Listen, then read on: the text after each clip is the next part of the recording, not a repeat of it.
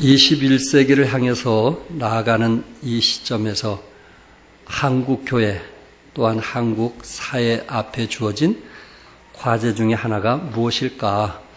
결국 그것은 이웃을 사랑하는 것이 우리의 과제가 아닌가. 여러분과 내가 살아가면서 우리가 죄라고 하면 이거는 죄다 하면은 하지 말아야 할 것을 하는 것, 그것이 죄다 하는 것은 우리가 다 잘 알고 있습니다.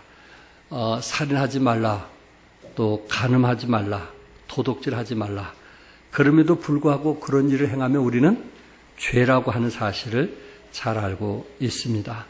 그러나 우리가 마땅히 해야 할 것을 하지 못하면 그것을 죄라고 인식하는 사람은 좀 빈약한 것처럼 보입니다. 성경에 야고보서 4장 17절에 사람이 선을 알고도 행치 아니하면 뭐라 했어요? 죄다. 선을 알고도 뭐하지 않으면 행치 아니면 그것은 죄다라는 말씀을 하고 있습니다.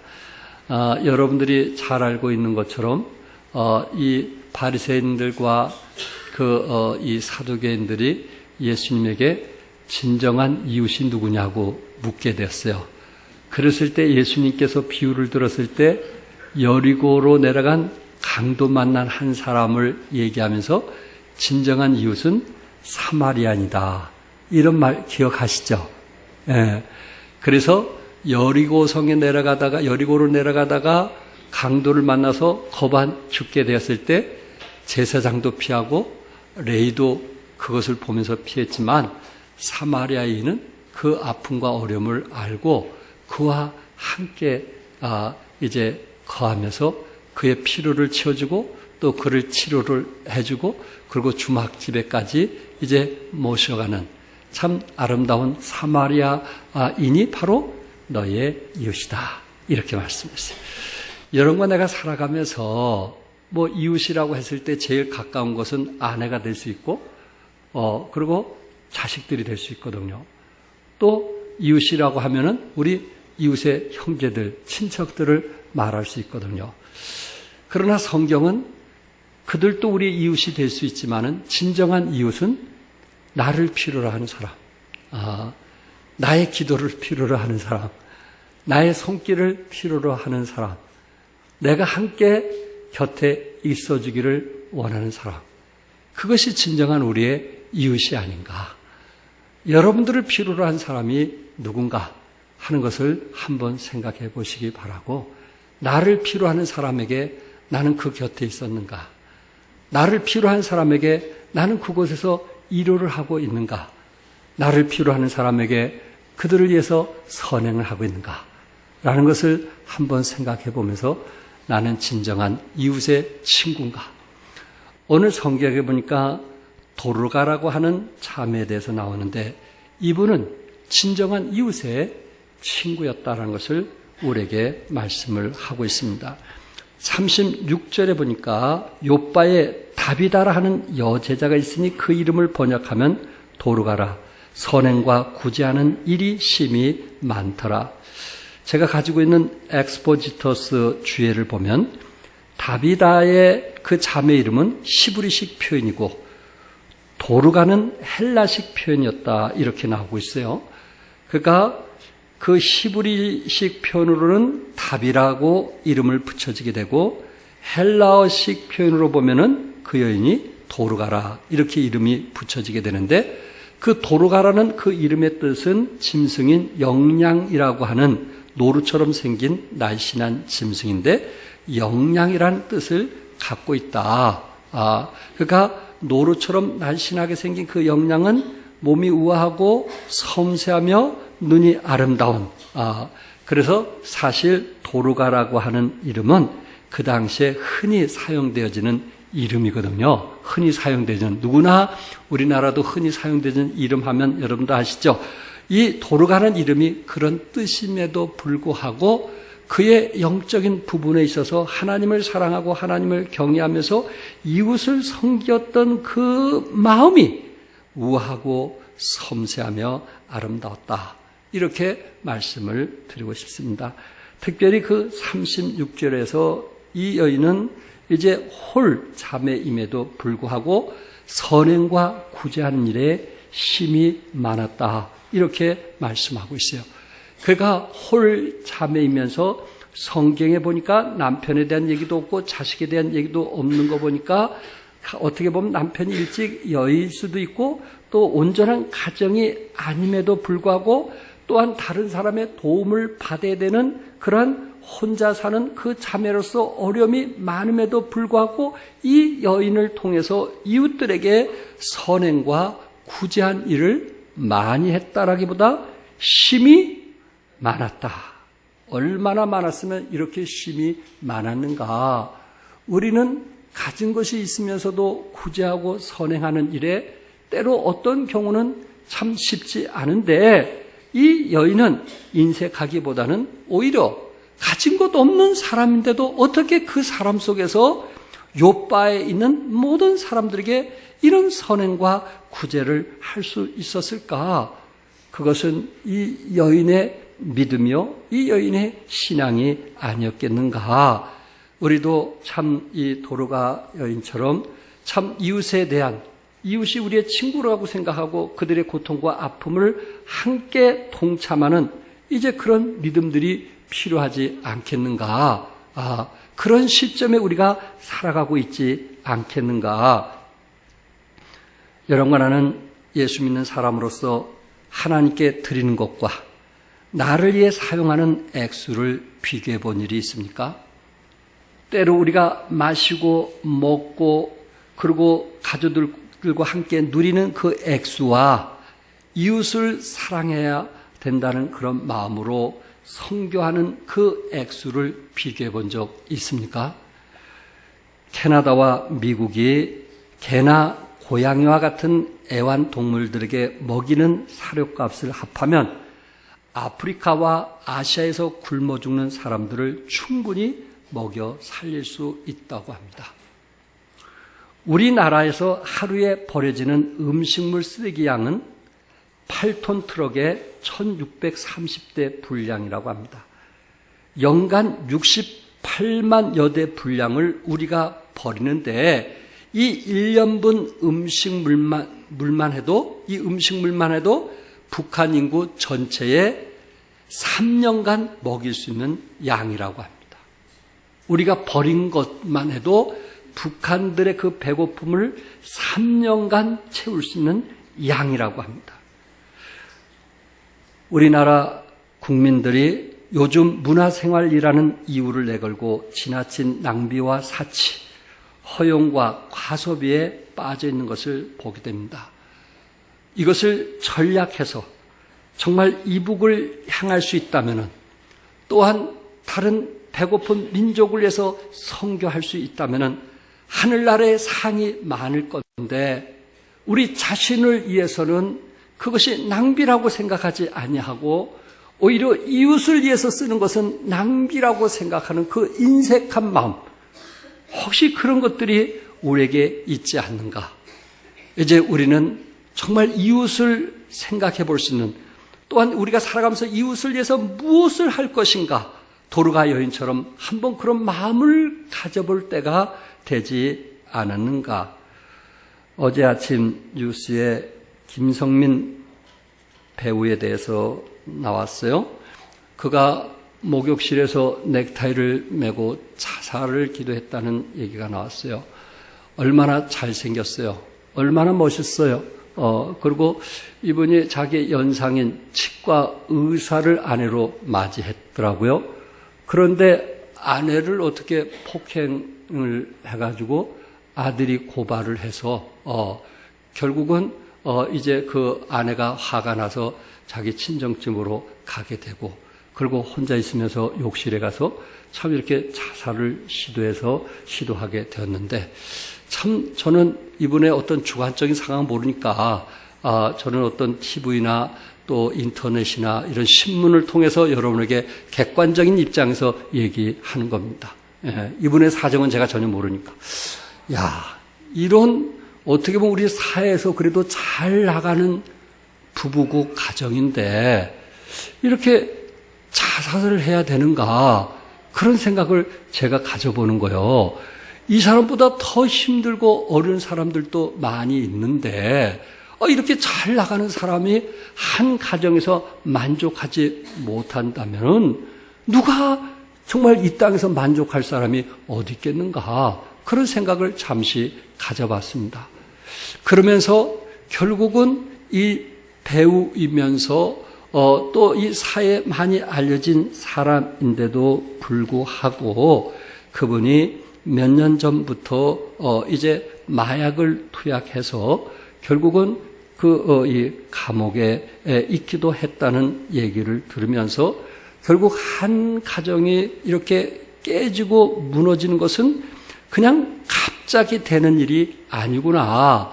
뭔가 조금씩 어떤 것들을 한순간 선택하게 되었을 때 그 다음에는 또 다른 것을 선택하고 결국은 그런 것들이 모아져서 한 가정이 나락으로 떨어지게 되는구나 라는 생각을 가져보게 되었습니다. C.S. 루이스는 이제 우리에게 많은 책을 통해서 영향을 주는 사람인데 지옥으로 가는 길은 결코 뚝 떨어지는 벼랑이 아니다. 그 길은 밋밋한 내리막길이다. 세상에서 제일 쉽고 재미나게 갈 수 있는 길은 약간 내리막길이다. 사람들은 그 길을 기분 좋게 걸어가고 있다. 이런 말을 보면서 그렇구나. 사람들은 그 길을 기분 좋게 걸어가고 있다. 자기가 편한 것을 선택하고 그리고 자기가 원하는 것을 하다 보니까 편한 길을 선택하다 보니까 결국은 믿음을 떠나서 살 수도 있겠구나. 여러분과 내가 주님 사랑하기 때문에 때로 어떤 대가를 치르면서 주님을 사랑해야 되는데 어느 날 보니까 내가 이제 그런 것조차도 귀찮게 여겨지는 거예요. 불편하게 여겨지는 거예요. 그래서 자기가 편한 것만 이제 선택을 하는 거예요. 자기가 원하는 대로 살기 시작하는 거예요. 그러다 보니까 어느 날 이제 말씀이 멀어지고 기도 생활이 멀어지고 신앙으로 볼 때는 하나님 앞에 너무 부끄럽게 짝이 없는 그런 사람이 되어가지고 결국 멸망의 길을 걸어가는 그런 사람들이 충분히 우리 주위에 있을 수 있다. 그래서 어떤 사람이 우리 그 신앙인들은 세 종류로 말할 수 있는데 첫째는 어떤 사람이냐면은 성경을 잘 아는 사람. 목사님이 와서도 뻔한 얘기 할 거야. 성경을 잘 아는 사람. 두 번째는 어떤 사람이냐? 확신 있는 사람. 하나님 말씀에 대해서 확신을 가지고 살아가는 사람. 세 번째 사람은 어떤 사람이냐? 그 확신을 가지고 액션, 자기 행동으로 옮기는 사람. 여러분은 어떤 사람입니까? 조금씩 세상으로 지금 내가 발걸음을 옮겨가고 있는 것을 느끼고 있습니까? 결국 그것이 멸망의 길로 가고 있다는 것을 알고 계십니까? 그렇다면 어떤 일이 있어도 나는 주일은 지켜야 된다는 확신을 가지고 살아가고 있습니까? 그리고 어떤 사람은 그 확신 때문에 행동으로 옮기는 사람이 있고 어떤 사람은 아는 것으로 끝나는 사람이 있더라 하는 거예요. 우리 주인은 여러분들을 필요로 하고 있습니다. 이웃은 여러분들의 선행과 구제를 필요로 하고 있습니다. 우리의 가족을 위해서 사는 것도 필요하겠지만은 그것을 뛰어넘어 이웃을 위해서 손길을 피는 그런 사랑의 손길이 절대적으로 필요하다는 것을 말씀을 하고 있습니다. 저는 한 배우의 예를 들면서 결국 그분이 얼마나 결혼을 잘했어요.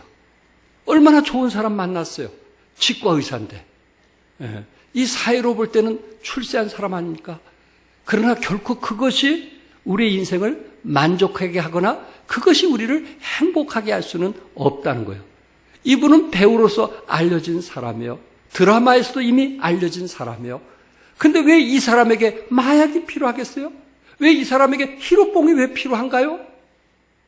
세상 것 누릴 수 있는 인기는 최고의 인기를 받은데 왜 그럴 수밖에 없을까요? 결국은 우리 안에 하나님이 없이는, 우리 안에 성령님의 충만함이 없이는 우리는 어떤 것을 통해서도 만족할 수 없고 행복할 수 없음을 우리에게 말씀해 주고 있는 거예요. 여러분 주님 때문에 행복하시죠? 우리는 주님 때문에 기쁩니다. 예수님 때문에 행복해요. 예수님 한 분으로 우리는 충만한 거예요. 그 이상 그 이하도 필요가 없어요.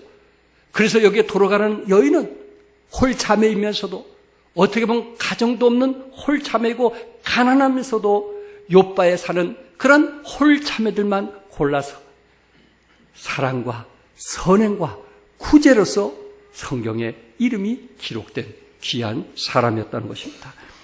두 번째는 도루가는 많은 사람들에게 사랑을 받았습니다. 많은 사람에게 사랑을 받았다고 하는 것은 이 성경을 보니까 그가 죽음 후에 우리에게 보여주는 거였어요. 37절에 그때 병들어 죽음에 시체를 씻어 타락에 누이니라. 사도행전을 보니까 이 사도행전에 등장하는 인물들 중에 자기가 살고 있는 지역 사람들부터 칭찬을 받고 인정을 받는 대표적인 사람이 누구냐? 그것은 바나바와 고넬료와 도루가였어요. 이분들은 자기가 사는 주위의 사람들에게 뭘 받았어요? 칭찬을 받았어요. LA의 흑인들 폭동사고 일어날 때 항상 한인들의 마케트는 타케트였어요. 제일 먼저 한인들의 가게를 먼저 타케트로 부시기 시작하고 물건들을 빼앗는다고 합니다. 그런데 저들이 이 흑인이 폭동이 일어날 때 그래도 어떤 가게만큼은 그래도 폭동을 속에서도 그 가게를 유지하는 가게가 있는데 그게 유대인들 가게라고요. 유대인들 가게, 신발 가게, 슈퍼마켓 이런 가게들. 그럼 왜 한국은 타케트가 되느냐? 한국 사람들은 흑인들을 상대로서 벌면 오로지 자기만 가질 줄 알고 유대인들은 반드시 자기가 번 만큼 일부분들을 흑인들과 나눌 줄 안다는 거예요. 흑인들을 위해서 기여한다는 거예요. 운동장을 만들어준다든지 그 흑인들 놀이터를 만들어준다. 뭔가 기여한다는 거예요. 번 만큼. 근데 한국 사람 뭐 다 그런 건 아니겠지만 LA 쪽에서는 한국 사람들 벌면 자기뿐이 모른다. 오로지 자기. 그리고 자신들의 행복을 위해서 놀러 다니고 취미를 붙이고 오로지 자신들. 결국 흑인들의 폭동의 타겟트가 그렇다는 겁니다. 여러분, 그러나 이 도루가 여인이 죽게 되었을 때 39절 같이 한번 읽어볼까요? 다 같이 시작. 모든 과부가 베드로 곁에 서서 울며 도루가가 그들과 함께 있을 때 지은 속옷과 겉옷을 다 내보이거늘. 여기에 홀 자매들이 와가지고 그리고 이들이 그 장례식에 와서 베드로에게 이제 장례식을 집례하게 되었을 때 그 베드로에게 보여주는 것이 있었는데 겉옷과 속옷을 보여줬다는 거예요. 여인들이 그 당시에 속옷을 보여준다는 것은 쉬운 일이 아니잖아요. 또 홀 자매들이 자기 속옷을 남자들에게 보여준다는 것은 결코 쉬운 일이 아니잖아요. 이 말은 뭐냐면은 도루가가 어떤 선행을 했는가 하는 것을 성경에서 우리에게 보여주고 있습니다. 자기가 생활하기도 힘든데, 자기 하나 건설하기도 힘든데 그 주위에 있는 사람들에게 이렇게 옷을 만들어서 속옷과 겉옷을 만들어줘서 저들을 위로하고 격려했던 것을 보게 됩니다. 주위의 사람들은 홀자매라면 싫어하고 홀자매라면 무시하는데 성경에서는 한 과부를 귀히 여기라고 말씀했고 그리고 예수님도 과부를 불쌍히 여기셨다고 말씀했고 그리고 구약에서는 고아들을 귀히 여기라고 말씀했던 것처럼 이 도루가 여인은 성경이 말씀한 그대로 하나님께서 귀히 여기라는 그 여인들을 소중히 여기고 귀히 여기고 가진 것이 없지만 저들을 위해서 속옷과 겉옷을 만들어줬던 여인의 모습을 보게 됩니다. 우리 예수님도 너는 구제할 때 오른손이 하는 것을 왼손이 모르게 하여 내 구제함을 은밀하게 하라. 은밀한 중에 보시는 너희 아버지께서 무엇이리라? 갚으시라고 말씀했습니다. 우리 사랑하는 성도님들, 은밀하게 하는 손길들, 제가 모르는 그런 손길들을 저는 알고 있습니다. 하나님만 아시는 손길들을 우리 하나님이 기억하고 있습니다. 여러분, 우리 하나님은 은밀히 섬기는 것을 기억하고 있음을 믿으시기 바랍니다. 바로 도로가 여인은 그 욥바의 근처에 사는 홀 자매들에게 그렇게 사랑의 손길과 선행을 했던 것입니다. 그런데 여기에 베드로를 통해서 이제 그 장례식을 집례하도록 베드로를 불러 갖고 왔는데, 여기에 홀 자매들이 장례식에 와가지고 자기의 겉옷과 속옷을 보여주면서 이것이 바로 도로가 여인이 우리를 위해서 이렇게 선행한 일을 했다. 야, 그 장례식에 그 여인의 선한 일이 전해짐을 보게 됩니다. 진정한 선한 사람은 우리 죽음 뒤에 그 사람이 나타나는 거예요. 진정한 지도자는 그가 죽은 후에 그 사람이 나타나는 거예요. 여러분과는 어떻습니까? 물론 우리 가족을 위해서 살아가는 것도 필요하겠죠. 그러나 그것을 뛰어넘어서 이웃에게 사랑을 함께 했다. 이웃나라의 선교를 함께 했다. 그런 아름다운 그리스도인이 된다면 얼마나 좋을까? 아니, 이미 그렇게 된 사람도 있고 그렇게 살려고 하는 사람도 있어요. 그러나 아직도 나만을 위해서 살아가고 있다면 한번 그것을 뛰어넘어서 살아가는, 그래서 우리의 죽음 후에도 그 사랑이 이웃들에게 전달되는 그런 여러분과 내가 되기를 바랍니다. 우리 교회 안에서 많은 분들이 소천했어요. 여러분 기억 속에 어떤 기억을 갖고 있습니까? 그분은 선행한 사람, 그분은 나눠줄 줄 안 사람, 그분은 섬길 줄 안 사람, 이런 것이 우리 마음에 와닿는 사람들이 있을 것입니다. 그분이 이미 돌아가신 지 오래 되셨음에도 불구하고 그분은 나를 위해서 선을 베풀었던 사람, 그런 사람으로 기억되진 사람이 있을 겁니다. 장기려 박사님이라고 하는 분은 평안북도 용천에서 태어났습니다. 그가 4.19 때 그 아내와 자식들을 거기다 북한에 남겨두고 자식 하나만 데리고 한국으로 넘어와서 평생 동안 홀로서 삶을 살았습니다. 그가 일본의 나고야 대학의 의과 박사 학위를 받게 되었고 부산에서 복음병원이라는 복지병원을 운영했습니다. 우리 선교사님, 우리 고인 되신 김원배 선교사님도 가끔 이 병원에 입원을 하셔서 무료로 치료받으면서 이 복음병원에서 저에게 개인적으로 자랑을 하셨던 분입니다. 이분이 86세에 하나님 곁으로 가게 됐을 때 그 묘비에 뭐라고 기록됐냐면은 주님만을 섬기다가 간 사람, 누구만 섬기다가?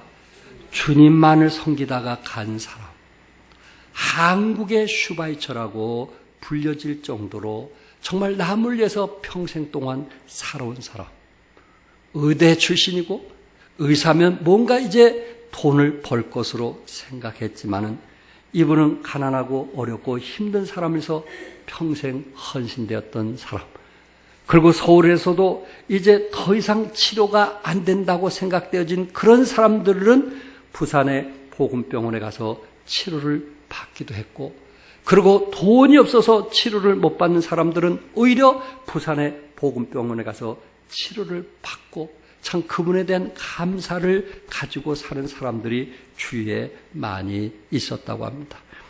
이분은 부산시민상, 국제적십자상, 국민훈장, 호암상 등을 수상을 했고, 그리고 마지막 임종을 앞두고 당뇨병과 중풍으로 거동이 불편했음에도 불구하고 영세민 10여 명을 진료하다가 그날 주님 품 안에 갔다는 이야기를 제가 이제 이 인터넷을 통해서 알게 되었습니다. 여러분, 이분은 천막 무료 진료부터 시작을 해서 또한 이제 돈이 없는 사람들을 위하여 청십자 의료 조합까지 만들어서 사랑을 나눴던 한국의 슈바이처입니다. 어떻습니까? 우리 주위에는 이런 따뜻한 사람들이 많이 있다는 거예요. 이웃의 아픔을 내 아픔으로 생각하고 이웃의 필요를 내가 도울 자로 생각을 하면서 함께 나눠주면서 살아가는 그런 것이 우리에게 필요하지 아니할까. 그가 비록 죽었지만, 그가 비록 소천했지만은 그 죽음 앞에서도 간증이 되는, 영향을 미치는 그러한 하나님의 사람이었던 겁니다. 여러분, 내가 임종할 때 저 사람은 자기만 위해서 살았다, 이런 소리도 들을 수 있겠죠. 저 사람은 베풀 줄 아는 사람이었다, 이런 얘기를 들을 수도 있을 거예요. 어떤 사람이 그리스도입니까? 어떤 사람이 예수님을 닮아가는 사람입니까? 여러분만 아는 이 땅에 살면서 어떻게든지 예수님을 닮고자 해서 열심히 살아가는 사람인데, 예수님을 닮고자 해서 기도하고, 예수님을 닮고자 해서 찬송을 부르고, 예수님을 닮고자 해서 예배에 참석하고, 예수님을 닮고자 해서 그리스도의 형상을 닮고자 해서 발버둥 치는데, 어떤 사람이 그리스도의 형상을 닮아가는 사람이냐 하는 것입니다. 끝으로 도로가는 많은 사람들을 예수님께로 인도했어요. 9장 42절에 온 욥바 사람이 알고 많이 주를 뭐했더라? 많이 주를 뭐했더라? 믿었더라.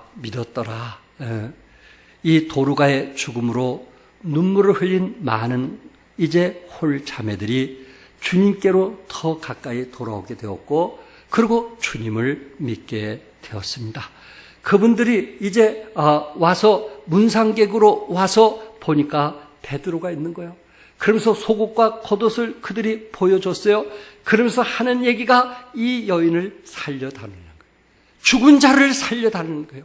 이 땅에서 내 마음에 아프고 힘든 이런 사람들에게 사랑과, 그리고 정말 마음을 건네준 사람은 이 사람뿐이 없으니 살려달라고 이야기를 한 겁니다.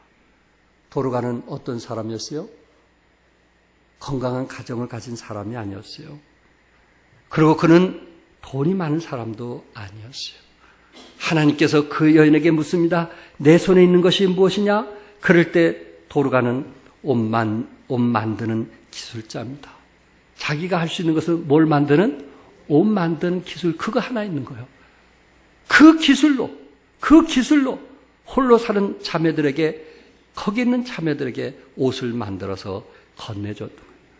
우리 교회 모친 한 분은 50벌 이상 만들어서 우리 전도사님들이나 우리 다른 이웃들에게 옷을 만들어서 준 사람도 있고, 또한 이제 옷장사 하시는 분들은 또 사랑하는 분들에게 선물로 해서 격려하는 그런 분들도, 선행한 분들도 우리 주위에 많이 있습니다.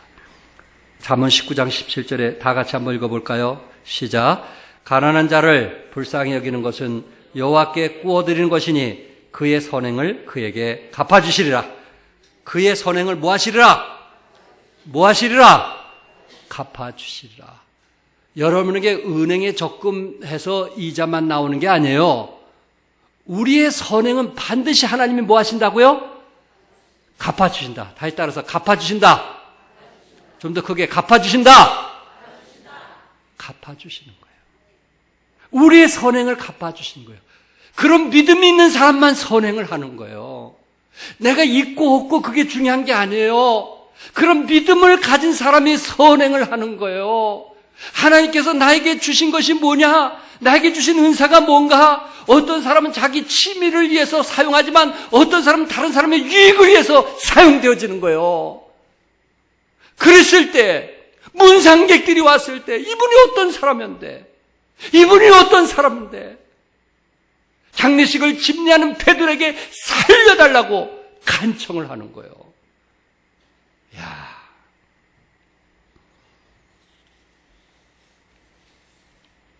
전도서 11장 1절과 2절 한번 같이 읽겠어요. 시작. 너는 내 식물을 물 위에 던지라. 여러 날 후에 도로 찾으리라.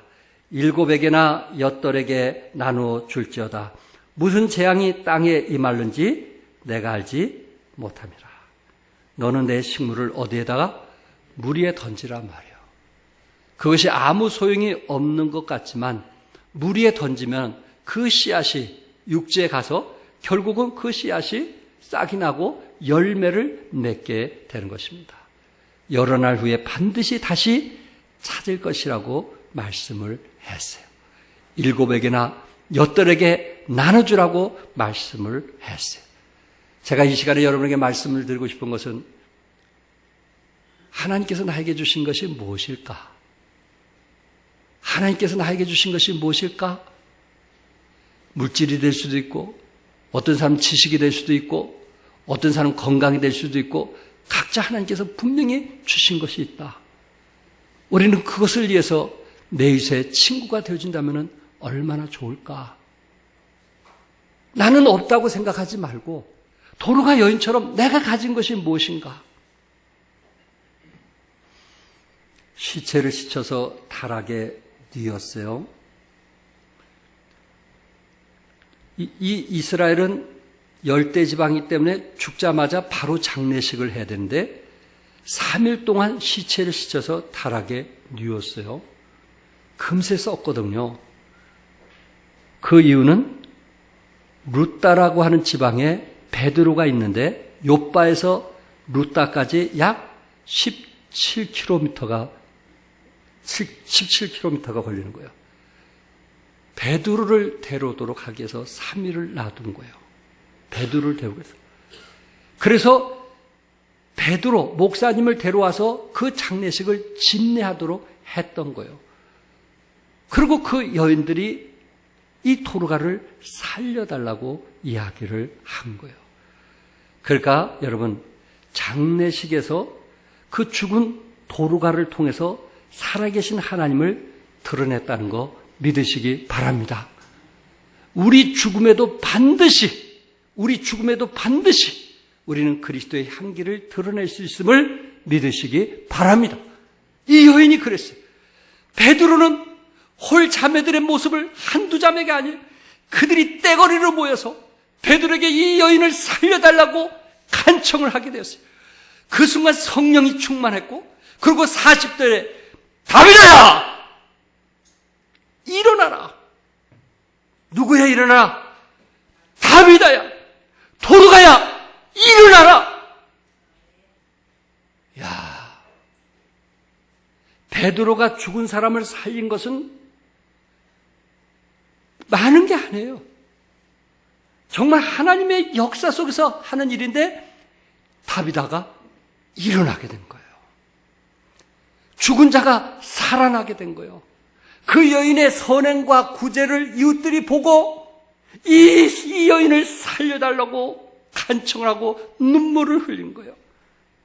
우리 41절 42절 같이 읽겠어요. 시작. 베드로가 손을 내밀어 일으키고 성도들과 과부들을 불러들여 그가 살아난 것을 보이니 온 요파 사람이 알고 많은 사람이 주를 믿더라. 많은 사람이 주를 뭐하더라? 믿더라. 이왕 사는 거 하나님께서 우리에게 선한 일을 하도록 하기 위해서 구원해 주신 거 믿으시면 이 땅에 살면서 선한 일을 합시다. 아멘. 선한 일을 하세요. 우리의 마음을 이제 좀 내려놓으세요. 그리고 선한 일에 힘쓰세요. 하나님 나에게 주신 은사가 뭔가 그것을 가지고 이웃을 위해서 베푸세요. 그래서 참 저 사람은 참 아름답다, 멋있다, 신실하다, 깨끗하다. 나도 예수 믿으려면 저 사람처럼 예수 믿고 싶다. 이런 소리를 들으시면 여러분과 내가 되는, 그래서 죽은 자도 살리시는 이 땅에서 이런 놀라운 역사가 일어나기를 바랍니다. 열왕기하 4장 8절에서 37절에 제가 일독을 쭉 하면서 그 열왕기를 보면서 제 마음에 감동해줬던 말씀이에요. 여기 엘리사와 수넴 여인에 대한 이야기입니다. 이 수넴 여인은 그곳에서 엘리사가 사역을 한다는 것에 대해서, 하나님의 종이 사역을 한 것에 대해서 너무 고맙고 감사해서 그 엘리사가 그곳을 지나갈 때마다 항상 자기 집에 식사를 대접하는 거예요. 이곳에 와서 쉬었다 가시라고 대접하기를 좋아하는 거예요. 근데 수넴 여인이 그것으로만 만족할 수가 없는 거예요. 엘리사가 먼 지방에 갔다가 복음을 전하고 이제 돌아오다 보면은 정말 어떻게 보면 밤을 새서 집으로 가는 그런 모습을 보고 남편에게 이렇게 얘기하는 거예요. 여보, 우리가 엘리사를 위해서 위층에 방이 하나 있는데 그것을 좀 리모델링 해가지고 지금 말로 게스트하우스를 만들어서 그 엘리사 선교사님을 그곳에 좀 머물고 쉬었다 가게 하자.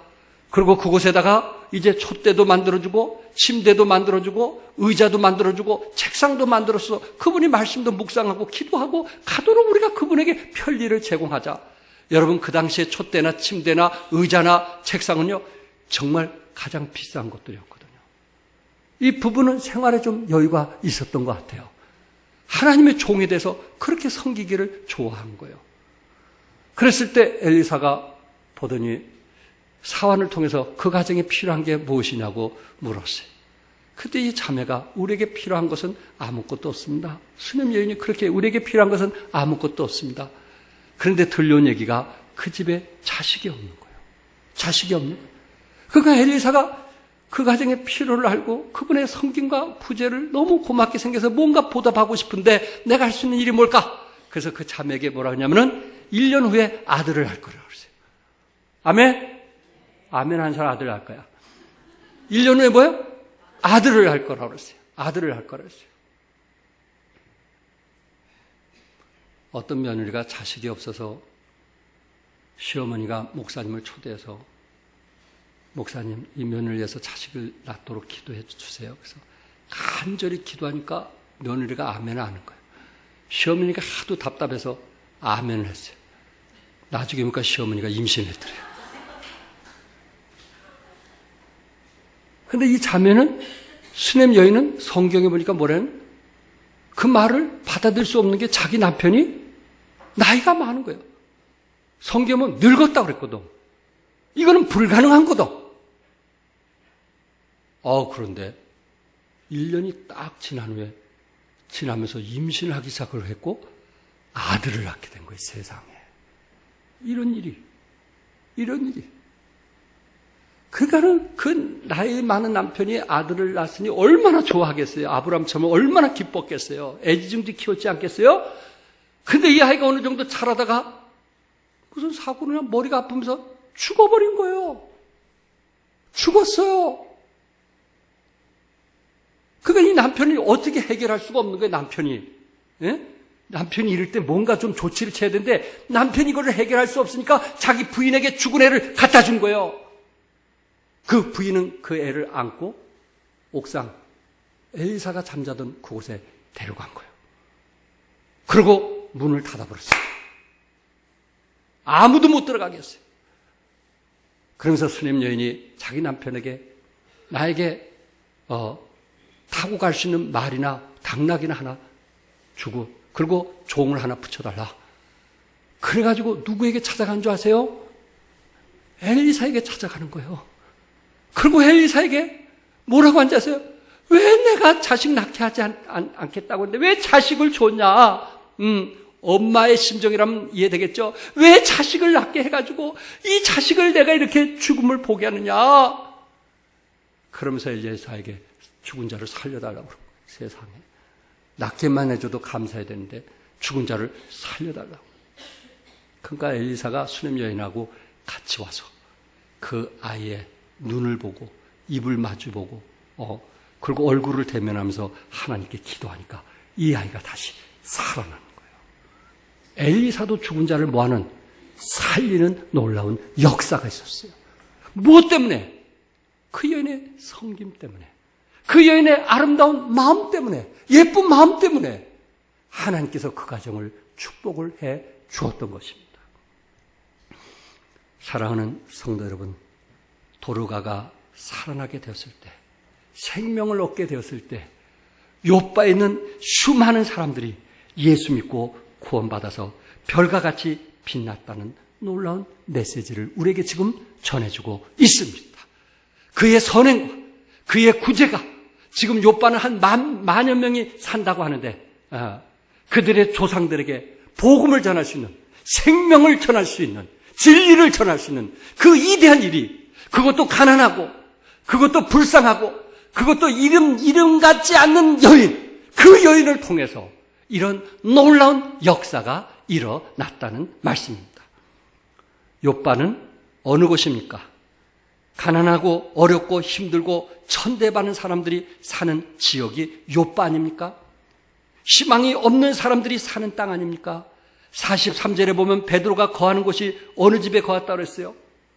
어느 곳에 그가 이제 이 여인을 살려준 후에, 홀로 사는 여인을 살려준 후에 그가 거한 것이 무두장이 집이라고 43절에 말씀했어요. 무두장이라는 것은 짐승의 날가죽을 가공해서 구두나 가방을 만드는 피역을 만드는 사람입니다. 이스라엘 사람들은 죽은 짐승의 시체를 만진다고 해서 그런 사람은 부정한 직업으로 이야기를 했어요. 부정한 직업. 그리고 유대인들이 이혼할 수 있는, 여자들이 이혼할 수 있는 사람은 어떤 사람만이 이혼할 수 있느냐? 미시나, 그 전설을 담은 미시나를 보면 여성에게 이혼할 수 있는 조건은 남편이 무두장이를 하면 이혼할 수 있다는 그런 비천한 직업에 속한 곳이었어요. 그곳에 누가 머물렀어요? 베드로가 머물렀어요. 그곳에서 하나님께서 환상을 보여줬고, 그리고 그 가정에서 네가 가서 고넬료에게 가서 복음을 전하라고 한 곳이 어딘지 아세요? 바로 무두장이가 머물고 있는 그 집에서 이방인들에게 복음을 전하라고는 위대한 소망을 갖게 했더라 하는 겁니다. 이방인에게 복음을 전하는 전초기지가 된 거예요. 욥바는 또 어디입니까? 요나가 하나님의 말씀을 불송한 지역입니다. 하나님은 세계 선교를 위해서 요나에게 어디로 가서 복음을 전하랬어요? 어디로 가서? 그런데 니느웨로 가지 않았어요. 왜? 그들은 우상 숭배를 하고 이스라엘 백성들에게 늘 고통과 아픔을 주는 니느웨이기 때문에 니느웨가 망하기를 원했던 것입니다. 그래서 요나는 욥바라는 항구에서 어디로 도망갔어요? 다시스로 도망갔어요. 그게 욥바라고 하는 지역이에요. 하나님의 말씀을 거역한 곳이 욥바였어요. 그런데 하나님께서는 그곳을 통해서 과부를 살려주심으로, 죽은 도르가 과부를 살리심으로 그들에게 희망을 주었고, 더 나아가 세계 선교를 위해서 무두 장인인 시몬의 집에 거하는 베드로를 이방 고넬료 집으로 파송하는 위대한 일을 했다는 것입니다. 욥바는 현재도 10,000명이 넘는 인구가 거주하는 시가지로 남아있고, 욥바 부근에 발전하여 세워진 현대 도시가 바로 이스라엘 최대 도시는 텔라비브라고 하는 도시입니다. 사도시대에 욥바는 복음이 유대에서 이방으로 수출되는 항구가 되었습니다. 도르가의 생명은 욥바에서 복음이 퍼지게 했고, 그 복음이 이방인을 향하게 했습니다. 도르가를 통해서 욥바에 사는 많은 사람들이 그리스도에게 돌아오듯이 여러분들을 통해서, 여러분의 가정을 통해서 이웃들이 그리스도께 돌아오는 놀라운 역사가 있기를 주님의 이름으로 축복합니다. 기도하겠습니다.